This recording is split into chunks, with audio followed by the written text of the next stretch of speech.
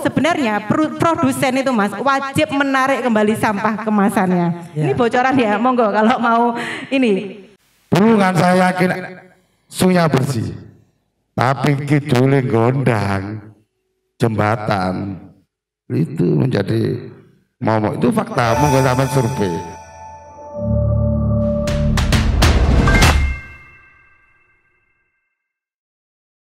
Assalamualaikum warahmatullahi wabarakatuh. Selamat pagi Bolo Warmo dan semua pemirsa. Pagi ini kebetulan hari Minggu sebetulnya hari libur gitu.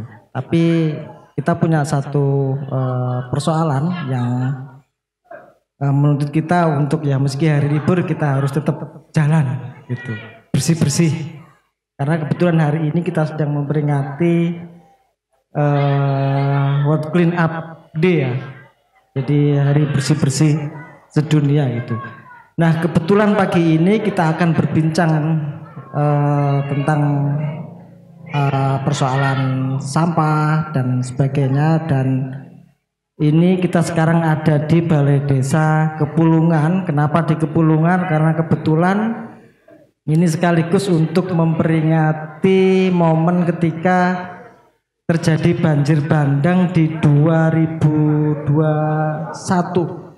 di musim hujan kala itu, banjir bandang yang bersumber dari Kali Kembeng. Nah, Kali Kembeng ini ada di sebelah kita, di seberang jalan, yang waktu itu ada selain juga curah hujan, kemudian ada juga tumpukan sampah dan barongan kalau orang, rumpun bambu yang sempat nyantol di bawah jembatan yang kemudian memicu limpasan air ke permukiman warga di Kepulungan ya Pak Lurah ya.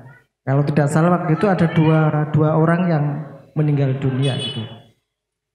Nah, secara khusus pagi sebelum kita ngumpul di sini tadi juga kawan-kawan dari pihak desa, kemudian dari komunitas Forum Peduli Forum Komunikasi Peduli Lingkungan, dan juga beberapa elemen lain, ada juga pelajar di desa sini, ada dari SMK, ada dari SD, dari SMP yang juga ikut bersih-bersih Kali Kembeng. Karena kalau melihat prediksinya BMKG mungkin November kita sudah mulai musim penghujan, dan jangan sampai sampah-sampah yang ada di Kali Kembeng kemudian menumpuk yang akhirnya jadi problem ketika musim hujan nanti gitu. Karena itu akan menghambat laju air yang bisa memicu terjadinya limpasan.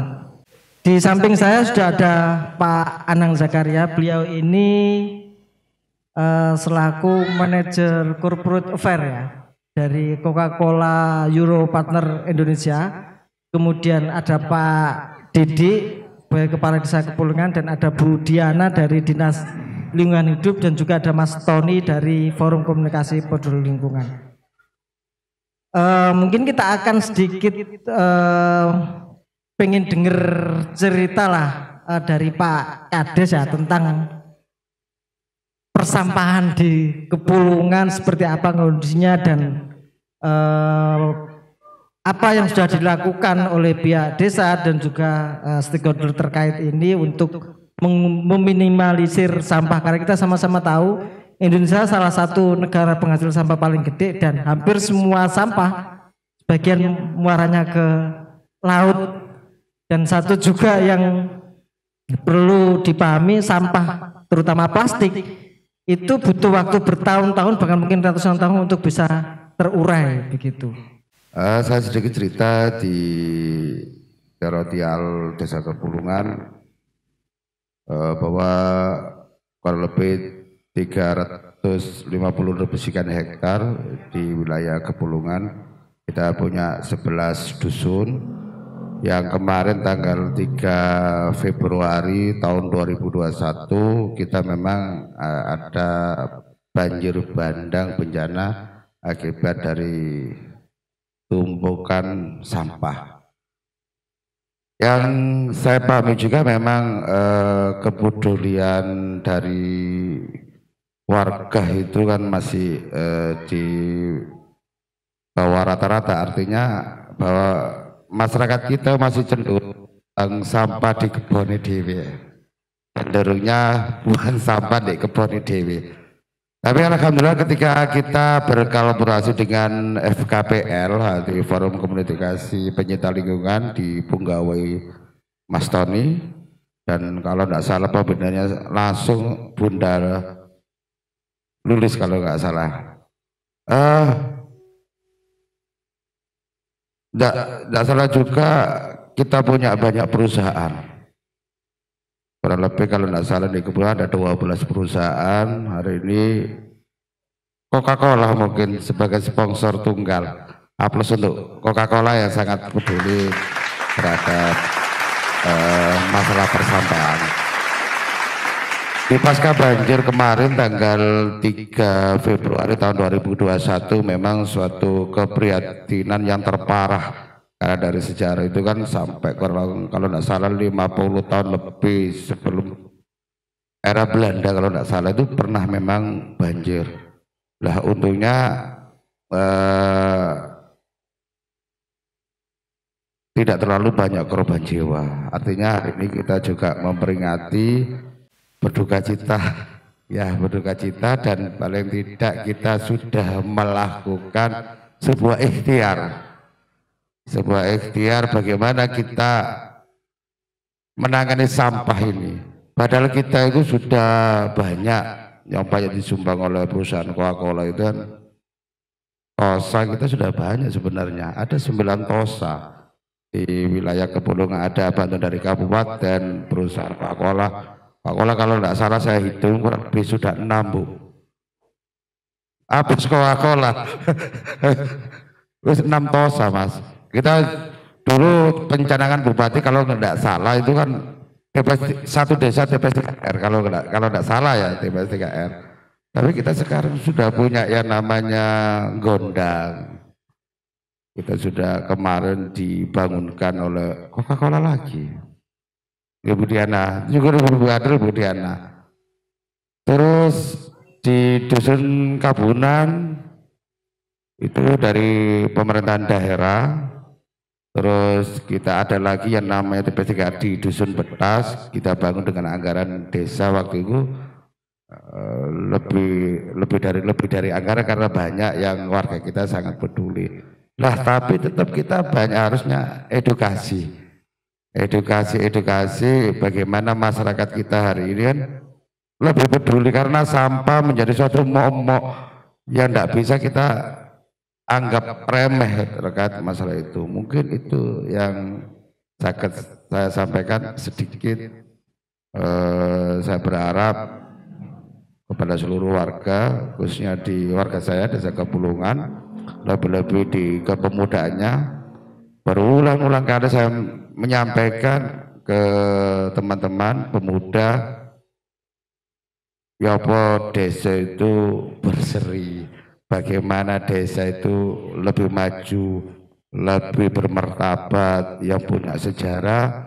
Sampai saya katakan, saya butuh banyak pemuda pencari solusi, bukan pemuda pencari. Artinya, ayo terus membangun desa dan membangun Indonesia. Mungkin itu Mas. Tapi ini Pak, untuk dari 11 dusun ya? Ya. 11 dusun di Kepulungan masing-masing sudah punya TPS gitu. Dan masing-masing rumah juga sudah punya tempat sampah gitu. Ya memang kita sudah punya 3 titik. TPS 3R kita punya 3 titik. Harusnya hanya 1 kan, tapi kita maksimal punya 3 titik TPS 3R. Itu mungkin alhamdulillah memang banyak edukasinya. Terus masih di Kabupaten masih belum maksimal. Yang maksimal hari ini kan di wilayah Gondang sama wilayah Betas, tapi kita di suplai di Kabunan, Kajang 1, Kajang 2 sama Banjuna itu semua berkolaborasi dengan Pempes di Desa Randup itu. Sampah yang kita pilah-pilah itu yang tidak bisa didaur kita ke Pempes Randup itu di Pak Kadesnya Pak Fuad itu. Oke, baik. Mas Tony, FKPL saya lihat memang beberapa tahun terakhir banyak melakukan pendampingan bagaimana pengelolaan sampah di Kepulungan gitu. Nah, bisa diceritakan apa misal kendala dan tantangannya untuk pengelolaan sampah di sini, atau mungkin saya yakin FKPL juga tidak hanya di sini ya, tapi mungkin juga di seluruh Kabupaten Pasuruan. Ya, terima kasih Mas Asad terkait sharing pengalaman di Kepulungan. Memang kita udah masuk saat beliau menjabat jadi kepala desa. Kebetulan beliau juga mencanangkan program Yopo Carane Kepulungan itu bisa melakukan pengurangan terhadap sampah yang ada di desa Kepulungan pada waktu itu, tahun 2019 kalau tidak salah. Dari 11 dusun, itu yang terkoordinir itu ada 5 dusun, Mas Asad. 5 dusun itu termasuk salah satunya adalah Arjopoto, Gondang, Betas, Kabunan, Tugusari. Tugusari sudah terbentuk kelompok, yaitu masyarakat Tugusari sendiri. Tamanan juga ya. Tamanan tadi nggak tak sebut Ibu mau. Jadi dari 5 dusun ini tadi itu sudah ada kelompok masing-masing Bu Diana ya. Dan secara sistem mereka pemanfaatan sampahnya yang saat ini yang sudah dilakukan oleh teman-teman adalah ngomposting. Terus kemudian yang memiliki nilai ekonomis itu bisa menjadi orientasi profit tersendiri bagi KSM yang mengelola. Terus kemudian kendala dan tantangan kami adalah bahwa melakukan pendekatan terhadap masyarakat itu bukanlah satu hal yang mudah. Ini tantangan kami. Kebetulan di Gondang kita melakukan pilot project di 1 RT, yaitu menggunakan sistem pilah sampah dari sumber, Pak Asad. Jadi warga dari ini, Dusun Gondang di 1 RT, 40 rumah, itu melakukan pemilahan yang fasilitas yang sudah disediakan. Misalnya di tong sampah, itu khusus lebih ke identik dengan sampah sisa makanan, sayur mayur, dan yang sifatnya organik. Terus kemudian trash bag atau kantong sak, itu digunakan untuk kayak plastik, kertas, kardus, botol, dan seterusnya. Sehingga secara pencatatan dari kelompok sendiri itu memudahkan mereka untuk memonitoring potensi sampah yang ada di Kepulungan. Salah satu di Gondang itu mampu memproduksi dalam 1 bulan itu kurang lebih itu 10 ton sampai 16 ton. 1 dusun. 1 bulan. Itu. Nah, dalam sisi kita mendapatkan data dari mereka, pemanfaatan sampah kering yang terpilah, itu dari 16 ton itu mereka mampu mengurangi memproduksi di TPS-nya itu kurang lebih 1 ton sampai 1,5 ton dalam 1 bulan. Nah, yang paling tinggi adalah sampah basahnya kayak sisa sayur, makanan, nasi, dan seterusnya itu. Itu yang sampai kurang lebih 6 ton sampai 7 ton dalam 1 bulan itu. Nah, baru sisanya itu masih kita gunakan untuk itu 1 dusun. 1 dusun. Itu. Ya, mungkin ada penambahan wisata juga Pak Igi ya. Oh, yang di sana yang di air Gondang. panas itu. Betul. Before-nya itu kan sampah dari masyarakat itu kan cuma dikumpul plek. Nah, kemudian ada sistem dari Dinas Lingkungan Hidup, mungkin nanti Bu Diana bisa menjelaskan di program Yusa 5. Kalau dulu kan SDSB, 1 desa 1 bank sampah. Nah, di program Yusa 5 ini itu Yusa 5 itu apa? Yuk kelola sampah dan limbahnya itu menjadi berkah. Itu Yusa 5. Nah, ternyata di situ sistem yang diterapkan di masyarakat itu bagi kami selaku pegiat lingkungan ya, itu sangat efektif Mas Asad untuk output daripada minimalisir ke TPA. Mungkin Bu Diana nanti yang bisa menjelaskan. Karena secara gambaran umum dari sisi regulasi itu kita dapat. Ada muncul yang namanya Perdes, peraturan desa terkait pengelolaan sampah. Terus kemudian sistem yang dikembangkan di masyarakat dari sisi pemilihan dari sumber, nah ini juga sangat efektif terkait itu. Itu sih. Nah kendalanya yaitu cuma di yang pertama tantangan terbesar kami adalah di masyarakat, kemudian yang kedua Sarpras. Betul itu. Juga ini pemerintahan desa juga itu kan memang tidak semua desa yang bisa mudah untuk mengalokasikan DD-nya untuk kegiatan di pengolahan sampah. Karena ada beberapa yang berbenturan juga di DPMD-nya juga seperti itu.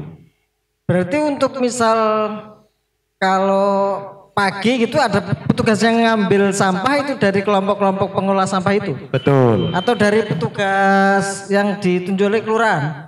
Dari kelompok yang bertugas. Jadi memang benar yang dikatakan Pak Inggi tadi, sebenarnya satu desa itu cukup satu TPS untuk menaungi satu desa. Nah, seperti itu. Mungkin kalau menurut kami karena terbenturnya dengan satu sisi anggaran yang tidak bisa mengimbangi satu kegiatan, maka kita coba mengikuti yang dari bawah, masyarakat terlebih dahulu, Mas.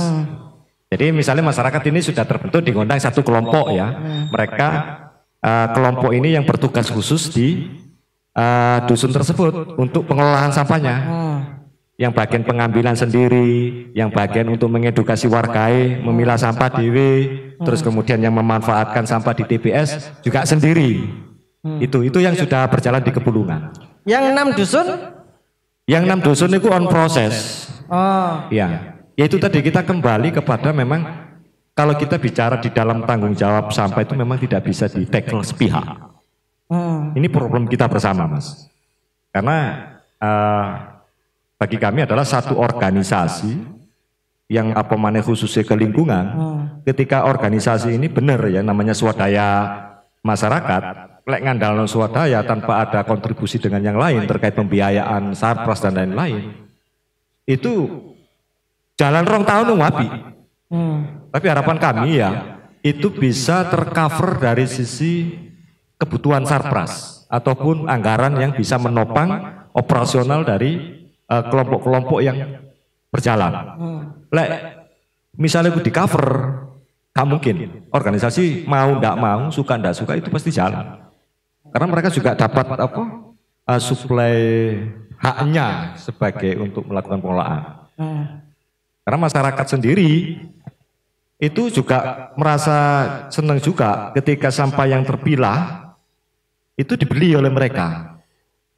Walaupun itu sontor beli nih Mas, campur lah mulai botol dan segala macam.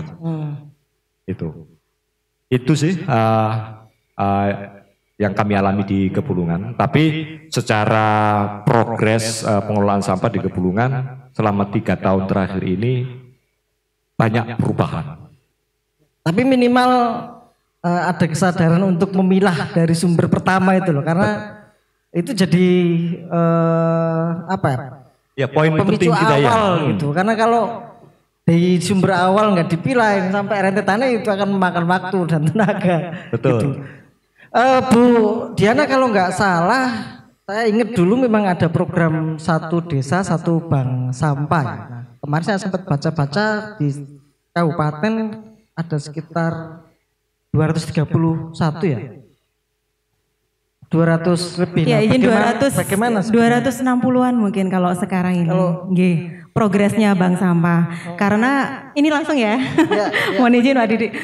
Jadi memang dulu itu kita ada satu desa satu bank sampah yang kemudian kita kembangkan saat ini menjadi Yuk Salimah. Akan tetapi SDSB-nya tidak hilang Mas ya. Jadi SDSB ini bahkan masih tetap ada di dalam Yuk Salimah. Kami tetap mewajibkan desa untuk tetap mempunyai bank sampah. Ya, jadi ini program Pak Bupati ini sangat bagus yang mewajibkan desa memiliki satu bank sampah. Sehingga ini tidak kami hilangkan, tetapi justru kami perkuat dan kami kembangkan dalam Yuk Salimah ini. Cuma mungkin perbedaannya adalah dalam fungsi dan tugasnya. Kalau dulu bank sampah itu hanya jual-jualan sampah, ya kan kita kalau bank sampah konvensional yang masa lalu itu kan masyarakat bawa sampah sudah terpilah ke bank sampah, dijual, kemudian dibeli. Nah, kalau sekarang justru tugasnya lebih luas dan lebih penting. Karena apa? Fungsi pendidikan, fungsi edukasi, fungsi untuk mengawasi masyarakat dalam melaksanakan pemilahan sampah, pengomposan itu ada di bank sampah.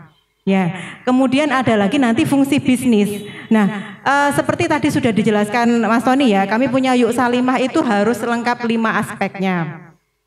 Aspek pertama regulasi, aspek kedua lembaga, ketiga peran serta masyarakat, keempat pembiayaannya, kelima baru kita bicara teknologi dan sarpras ya. Nah, lembaga ini kita harus ada lembaga yang melaksanakan edukasi dan pelayanan. Kemudian bisnis.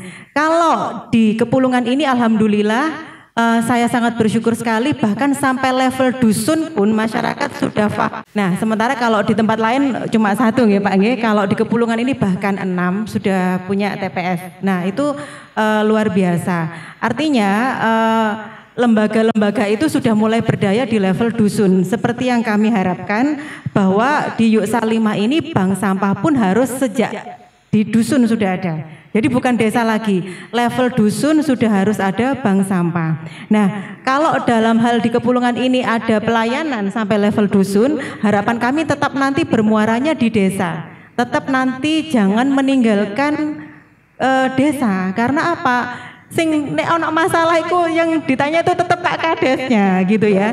Jadi laporannya tetap ke desa. Artinya ada 6 lembaga pun, 11 lembaga pun harapan kami tetap nanti tanggung jawabnya dilaporkan ke desa. Pak Kepala Desa harus mengetahui progresnya.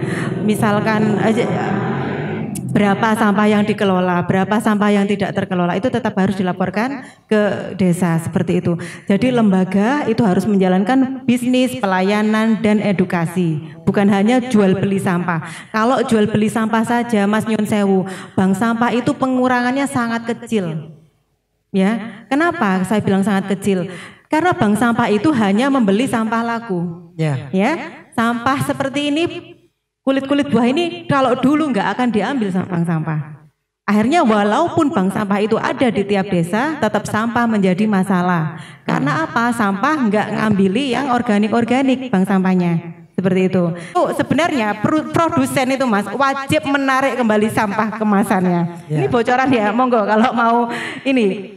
Jadi permen LH itu ada P75 kalau saya nggak salah ya tahun 2019 tentang pengurangan sampah oleh produsen. Itu tertulis jelas bahwa produsen wajib menarik kembali kemasannya. Entah itu bungkus kopi, entah itu bungkus botol-botol seperti ini wajib sebenarnya ditarik oleh produsen. Lah ini kan sudah dibantu oleh masyarakat ya Mas Anang ya. Lah ini harusnya bisa membantu operasionalnya. Mungkin kita bikin peraturannya. Nah seperti itu. Nah itu celahnya untuk pembiayaan operasional dari perusahaan. Nah jadi perusahaan tidak membeli ini, tidak membeli sampah yang sudah dikumpulkan oleh masyarakat, tetapi membiayai pengumpulannya. Nah itu bisa. Harusnya.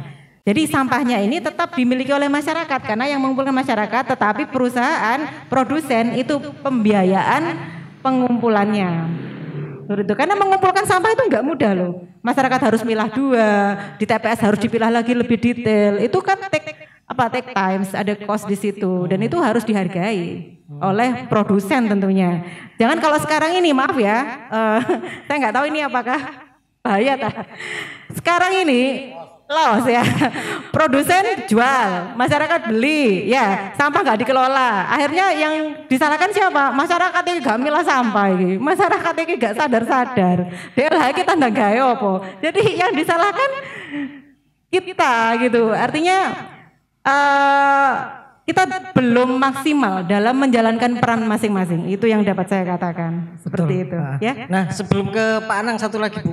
Artinya di masing-masing ada 100 berapa tadi yang sudah punya TPS 3R. yang sudah punya hitungan raca sampahnya masing-masing desa di 100 desa itu? Tidak, jadi 120 itu baru punya TPS saja, tetapi belum tentu pengelolaannya maksimal Mas. Artinya gini, satu desa bisa jadi punya satu TPS, tapi itu pun belum memenuhi kapasitas satu desanya. Jadi misalkan di sana ada 2000 KK, tapi baru punya 500 meter persegi. Nah itu kan masih banyak sampah yang tidak terkelola juga. Ya. Nah seperti itu. Dalam hal pencatatan juga mungkin juga belum maksimal. Nah, itu PR kita bersama sih ya. Karena terus terang kalau di DLH itu PNS-nya yang bertugas melakukan sosialisasi ini cuma saya satu-satunya. Alhamdulillah saya punya teman-teman seperti Mas Tony, FKPL, Dibantu Pak Anang. Ya dibantu Pak Anang itu saya bersyukur sekali. Tugas saya agak lebih ringan gitu ya. Loh kok jadi curhat saya. Ngaten. Los. Apa sih komitmen apa yang coba dibangun oleh Coca-Cola Euro Partner terkait dengan pengelolaan sampah gitu? Yang apa ya? Yang ingin dan apa sih yang melatari Coca-Cola kemudian harus repot-repot mengurusi sampah? Ya, ini sebenarnya pertanyaan singkat, menarik tapi sulit jawabannya. Begitu ini sebenarnya. Jadi begini, kami di Coca-Cola Euro Pacific Partner Indonesia membawa satu misi sebenarnya, yaitu semaksimal mungkin kami ingin menciptakan dampak yang luas baik secara sosial maupun ekonomi di masyarakat. Nah, dalam segala bidang, dari sisi sosialnya, dari sisi ekonominya, agar khususnya masyarakat yang ada di sekitar wilayah operasional kami mendapat limpahan berkah dari keberadaan kami di sana. Nah, dari upaya menciptakan dampak yang luas ini, sebagai upaya kami harus berkolaborasi. Jadi benar apa yang dikatakan oleh Mas Tony, Mbak Diana, juga Pak Didik, Pak Lurah tadi, bahwa sebenarnya ini bukan persoalan sendiri, persoalan sampah. Nah, kami didorong ke sana. Dalam proses itu kami harus berkolaborasi. Dan saya bersyukur begitu. Kemudian di Pasuruan ini khususnya di sekitar wilayah operasional kami dipertemukan oleh orang-orang yang luar biasa. Dari masyarakatnya, dari aparat pemerintah desanya, dari dinas lingkungan hidupnya, termasuk dari NGO-NGO, lembaga dan pegiat lingkungannya. Nah, kolaborasi ini kan muncul dari satu niatan baik, tapi kalau kata orang niat baik saja tidak cukup kalau tanpa action. Itu yang kami pahami. Nah, dalam proses action ini yang kami juga memaknainya sebagai hal yang begini. Kalau kolaborasi dimaknai sebagai sesuatu yang dikerjakan bersama-sama, itu iya. Tapi ada satu hal yang kadang-kadang kita lupa. Kita melakukan sesuai tugas dan fungsinya. Kami di swasta, apa yang bisa kami lakukan, kami lakukan. Kemudian tentu apa yang kami lakukan berbeda dengan yang dilakukan oleh Pak Didik, Pak Lurah, dan juga berbeda dengan kewenangan dan tugas fungsinya DLA termasuk dengan NGO. Nah, dalam porsi masing-masing fungsi dan kewenangan inilah kemudian kami bisa klop melakukan satu kegiatan kolaboratif. Itu yang pertama. Dari sisi sosialnya masyarakat juga terbantu, lingkungan menjadi bersih. Tadinya memang masih ada kendala, betul begitu, karena salah satu kendala utama kalau tadi bahkan Bu Diana menyebut misalnya di infrastruktur itu bahkan di nomor 5 Bu ya. Tapi di awal disebutkan kesadaran masyarakat ini menjadi hal yang utama. Nah, ini ternyata pekerjaan paling sulit begitu. Kemudian dari sisi sirkular ekonominya kami melihat konsep yang sebenarnya ini adalah kearifan lokal, bagaimana masyarakat memanfaatkan sampah organik menjadi kompos, menjadi pakan bebek, pakan ayam. Ini sebenarnya kearifan lokal yang sudah hidup di masyarakat kita, yang kemudian kita tinggal menegaskan kembali, menyusun sistemnya lebih sistematis sehingga bisa kita pantau dan terukur. Itu pada akhirnya Konsep-konsep itulah yang kita gali, yang kita terapkan dalam proses pengelolaan sampah ini, sehingga tidak hanya sosial dan lingkungannya, tapi masyarakat juga mendapat keuntungan ekonominya. Tadi disebutkan Bu Diana juga kan, bagaimana ini dikumpulkan yang bekas-bekas bisa dijual kembali, begitu. Tadi Mas Tony yang organik bisa dikumpulkan, bisa jadi pakan bebek, makot dan segala macamnya begitu. Dan tentu di sisi lain dalam pembiayaan ketika masyarakat secara mandiri, tadi disebutkan Pak Lurah juga dari 6 desa, 6 dusun Pak ya, yang sudah ada, kemudian 3 dusun mampu secara mandiri operasionalnya. Saya kira itu tidak lepas dari kemandirian TPS itu sendiri. Itu yang ingin saya sampaikan, bahwa ini semua hasil kolaborasi dan ini karya bersama. Satu hal yang ingin saya sampaikan juga, bahwa kami di Coca-Cola juga tidak hanya melakukan pemberdayaan di masyarakat untuk meningkatkan kesadarannya, tapi kami juga berusaha mendaur ulang ini dalam bentuk aksi pasti. Alhamdulillah 2 tahun yang lalu kami sudah bisa membangun satu fasilitas daur ulang di Bekasi, begitu, yang ya bahan bakunya sebenarnya diambil dari botol-botol yang dikumpulkan dari masyarakat, kemudian diproses lagi menjadi biji plastik, dan biji plastik itu kami gunakan lagi untuk kemasan kami. Nah, ini upaya untuk membuat satu closed loop begitu, apa yang dihasilkan dari botol plastik kemudian bisa didaur ulang lagi menjadi botol plastik lagi, bukan downgrade Bu ya. Jadi selama ini kita kalau melihat memang masyarakat kita melakukan daur ulang, tapi hampir mayoritas masih open loop-nya ya. Jadi plastik yang seharusnya bisa food grade, bisa dimanfaatkan dengan kualitas kemasan makanan, di downgrade ya menjadi kemasan non makanan. Nah, kami ingin lebih pakai pot, pakai timba. Ya, gitu. Tapi kami ingin menutup lubang itu melalui sistem yang dari botol ya kembalilah ke botol lagi untuk bisa dimanfaatkan. Kira-kira itu. Terima kasih atas kolaborasinya semuanya. Terima kasih Pak Anang. Saya pikir memang untuk bagaimana kita mengurangi sampah tidak ada jalan lain, memang harus kolaboratif ya, ada kolaborasi. Masing-masing berbagi peran dari pihak korporasi, pihak desa, DLH, dan kemudian dari NGO gitu.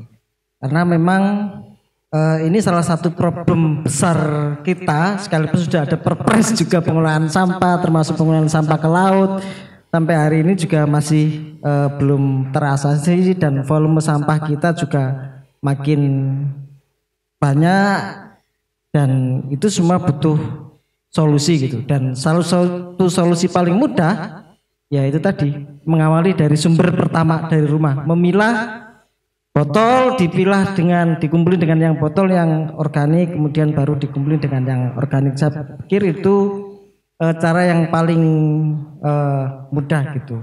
Mari kita cintai lingkungan kita, rawat lingkungan kita dengan mengurangi sampah dari rumah, memilah sampah dari rumah.